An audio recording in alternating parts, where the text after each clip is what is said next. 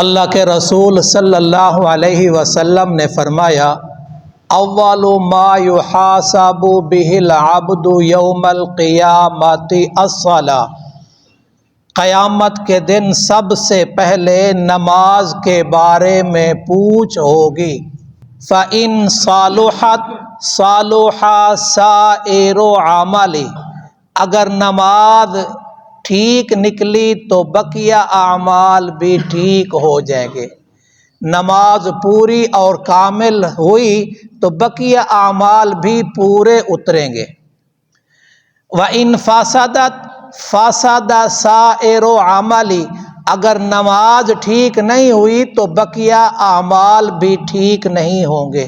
اللہ کے نبی صلی اللہ علیہ وسلم نماز کے بارے میں کس قدر تاکید فرما رہے ہیں، اور کیوں نہ فرماتے؟ بقیہ احکامات الہیہ، ارکان اسلام اور اوامر جتنی اس امت کو ملے اور جتنی نبی صلی اللہ علیہ وسلم کو ملے وہ جبرائیل علیہ السلام کے ذریعے ملے، دنیا میں رہتے ہوئے ملے، اور جب نماز کی باری آئی تو اللہ رب العزت نے اپنے محبوب کو اپنے پاس بلا کر اپنے دست قدرت سے عطا فرمایا۔ نبی صلی اللہ علیہ وسلم کے زمانے میں، صحابہ تابعین کے زمانہ میں مسجد میں نماز کے حلقے بھی لگا کرتے تھے۔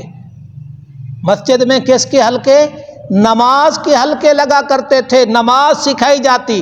تبھی تو امام بخاری نے اس روایت کو نقل کیا کہ نبی صلی اللہ علیہ وسلم نے ایک آدمی کو دیکھا نماز پڑھ رہا تھا، نماز کی اٹھک بیٹھک میں غلطی کر رہا تھا۔ آپ نے فرمایا فرجع فصلی فإنک لم تصلی، تو دوبارہ نماز پڑھ، تو نے نماز نہیں پڑھی۔ اب صحابہ کرام کے زمانے میں کیا تھا؟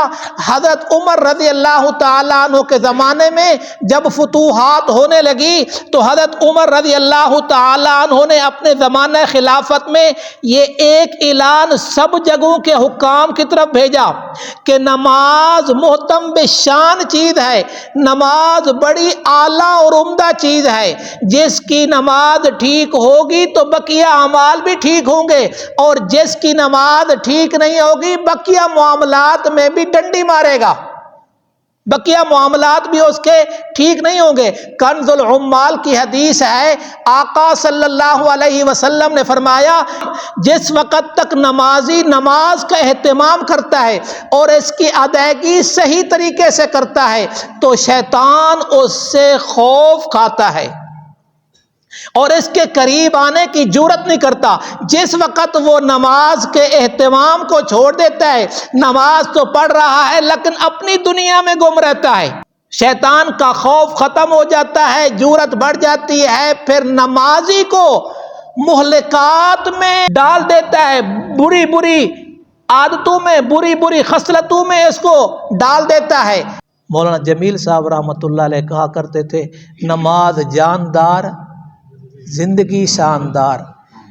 یہ فضائل اعمال میں تقریباً شیخ الحدیث صاحب نے 12 صفحات پر خشوع اور خضوع کا تذکرہ کیا اور 40 سے زائد آیات کا اس میں تذکرہ کیا۔ سبحان اللہ تو کہہ دیں، قرآن مجید کی بات ہے تو سبحان اللہ آ جانا چاہیے، وجد میں آ جانا چاہیے۔ تقریباً 40 آیات اس خشوع خضوع کے دلائل پر پیش کی۔ ایک دو کا میں بھی تذکرہ کر دیتا ہوں خشوع خضوع کا، جو دیکھنے میں بھی آ رہی ہے۔ پہلے نمبر پر تو وضو سنت کے مطابق کریں، ایک وضو کا اہتمام کیا جائے۔ دوسرا، مسجد میں آئیں تو پھر اللہ ہی کی طرف متوجہ رہیں، صف بندی ہوتی ہے، ساتھی دائیں بائیں دیکھ رہے ہوتے ہیں۔ مولانا جمشید صاحب رحمۃ اللہ علیہ کہا کرتے تھے، ہر بیان میں یہ بات میں نے نوٹ کی ہے تقریباً، وہ فرمایا کرتے تھے جدھر نظر ہوتی ہے ادھر سب کچھ ہوتا ہے۔ نماز کے وقت جس وقت صف بندی ہوگی پھر دائیں بائیں نہیں۔ حدیث میں آتا ہے اذا حاذبہ امر فزع الی الصلاۃ، آقا صلی اللہ علیہ وسلم کو جو بھی مشکل پیش آتی، سختی پیش آتی، دشواری آتی، آپ نماز کی طرف متوجہ ہوتے ہیں۔ آپ سفر پہ جا رہے ہیں تو نماز، واپس آ رہے ہیں تو نماز، سواری پہ بیٹھے ہیں تو نماز، زمین و آسمان کے درمیان میں کوئی تغیر تبدل آ رہا ہے تو نماز۔